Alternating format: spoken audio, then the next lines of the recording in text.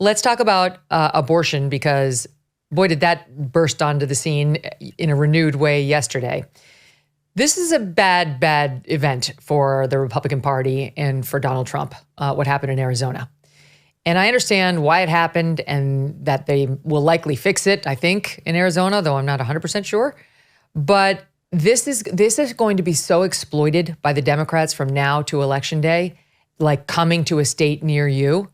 And it's already a problematic issue for Republicans going into 2024. So you tell me what you think, where the court in Arizona basically found that an attempt to create a 15-week abortion ban in Arizona a couple years ago did not replace an earlier law from 1850-something that said all abortions are illegal unless necessary to save the life of the mother.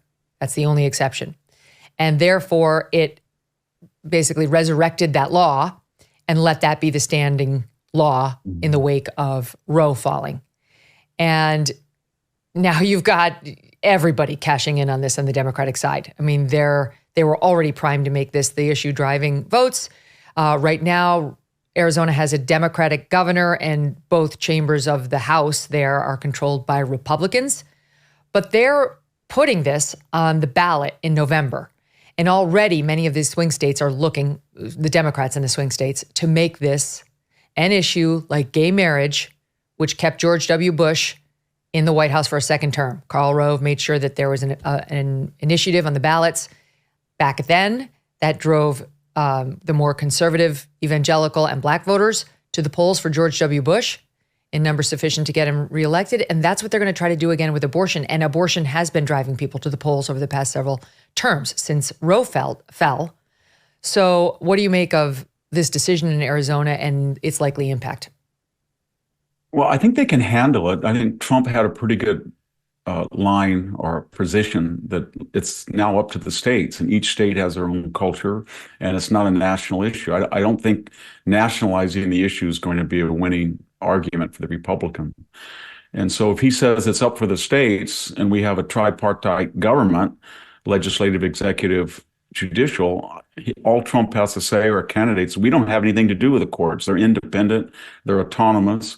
And we believe that it's up to the states' legislatures to reflect the will of the state. Okay, but wait, let me jump in and ask you something. I agree with that. But the problem that he's going to be facing is this issue, if on the ballot in November, will drive all the Democrats to turn out. It will. And so those Democrats will not only vote for their local officials, they're going to vote up and down the line for their U.S. senator, for their congressman, and for president. And the bigger the Democratic turnout, the worse it is for the Republicans.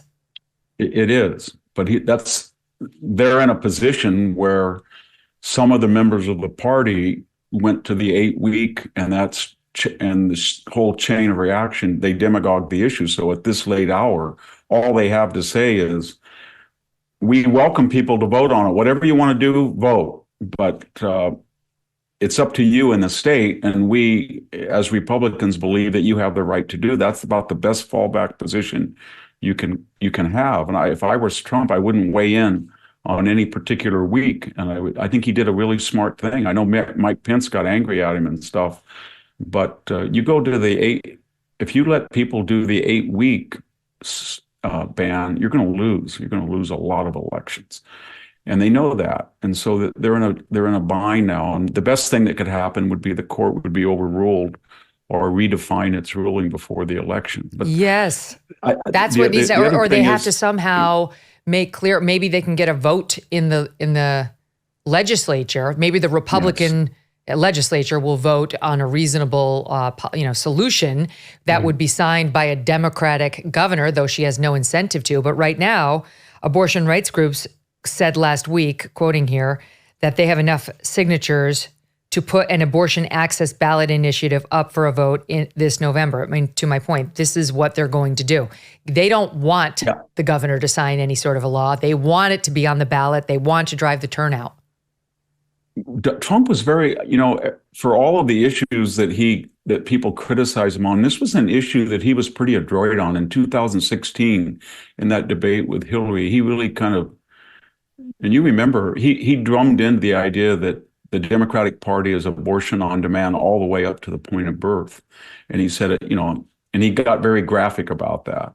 And there's only two positions for the Republicans if they're going to answer. One is to let the states decide, and two is that for humanitarian reasons, you don't allow people to have abortions that involves infanticide.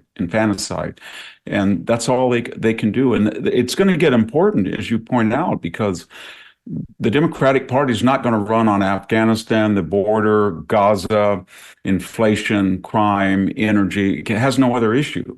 So it's going to be January 6th, Donald Trump in jail, and abortion. And we pretty much know that. And then the other thing they're going to do, and we know that's going to happen, it's already happening.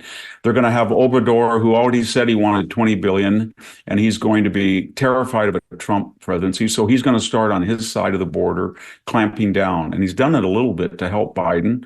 Maybe he'll get some money, who knows? And then we're going to have the student loan forgiveness. Then we're going to have the Saudis, beg the Venezuelans, take more out of the Strategic Petroleum Reserve to get oil down, and we'll probably get a Federal Reserve effort, no matter what the inflation is, to lower interest rates, and that's all. And then we're going to turn the judiciary loose on Donald Trump. That's pretty much their game plan. They've said it, and it's predictable.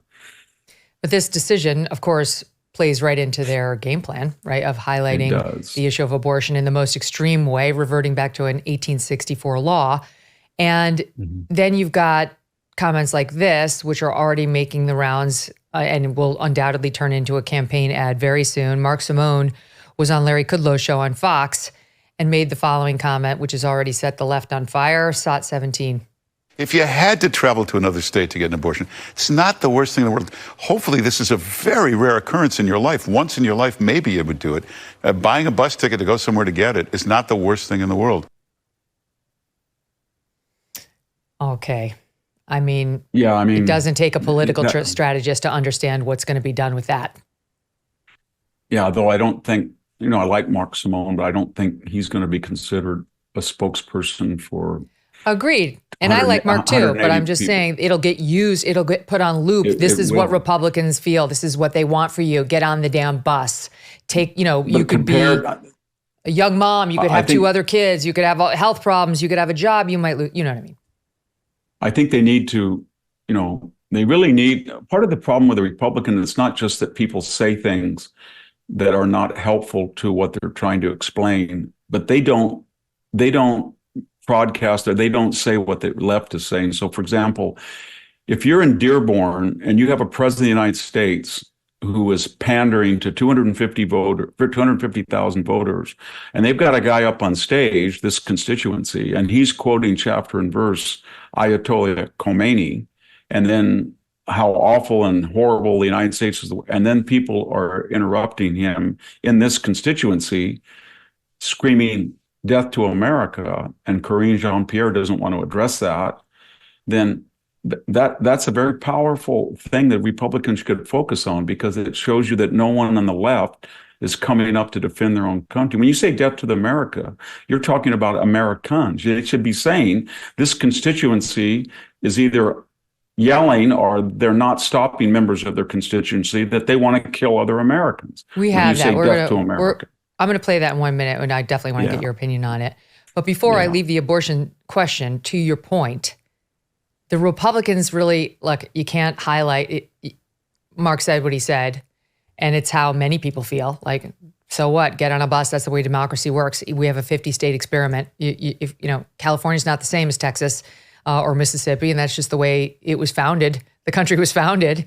We have these little experiments going on in every state where the laws are different, but it sounds somewhat callous, sounds somewhat like kind of head in the clouds about what women are dealing with. On the other hand, are the extreme Dems on this issue, which will not get played on loop on channels like CNN, but here they are. You'll hear them in places like this. Watch. They should be able to get an abortion if they want to. And for some people, that is full term. Where it's obvious that a woman is about to give birth. She has physical signs that she is about to give a birth. Would that still be a point at which she could request an abortion if she was so certified? My bill would allow that, yes. Do you believe that a woman should be able to terminate a pregnancy up until the moment of birth? Look, I think that happens very, very rarely. But at the end of the day, I believe that the decision over abortion belongs to a woman and a physician. And I chose to have an abortion. I walked proudly into Planned Parenthood. Proudly. I wouldn't have been able to do this without employing a woman's right to choose. And I have all of this, all of it, because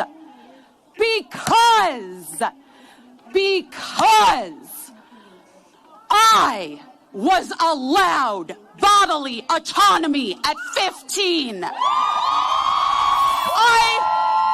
will never stop talking about my abortion. Wow.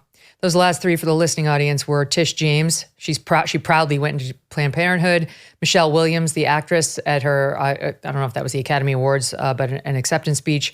And Busy Phillips was the last one who, not for nothing, but last week was celebrating Christine Blasey Ford at the release of her book and thanking her for her bravery and so on. So that's what we're dealing with. But that's a major piece of the Democratic Party, women who are proud of their abortions. They want to scream it from the rooftops.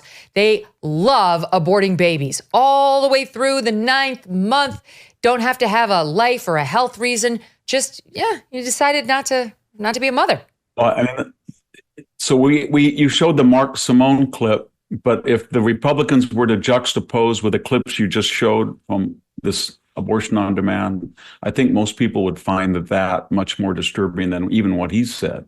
Yep. And it depends. It's up to the Republicans whether they want to play by the McCain and Romney, George Bush, Marcus of Queensberry rules, or they want to go back to Lee Atwater when George H.W. Bush ran the Willie Horton and the Boston Dirty Harbor, the tank ad, and he destroyed Dukakis. And after he did that, George Bush and all the Republicans said, we never want to do that again. Bob Dole said, I never want to do that again. That's not who we are. And they lost 7 out of the last 8 popular votes. They haven't won 51% of the presidential popular vote since 1988. As we approach another critical election, many Americans are concerned. Recent studies reveal that an astonishing 56% of citizens report feelings of anxiety or dread about the upcoming election. But I want to tell you about AMAC, the Association of Mature American Citizens. AMAC is more than a senior org. During these challenging times, they fight for common sense and for the U.S. to return to traditional American values. Visit amac.us/Megyn today to get an exclusive election year special, 4 years of AMAC membership for just $30. As an AMAC member, you not only enjoy money-saving benefits, but also the AMAC magazine, free Social Security and Medicare advice, a trusted voice in Washington, and a community of like-minded patriots. Take advantage of this election year special, 4 years for $30, and be part of the solution. Join now at amac.us/Megyn. That's amac.us/MEGYN. Hey, thanks so much for watching. If you like what you just saw, hit the subscribe button for more clips and full episodes.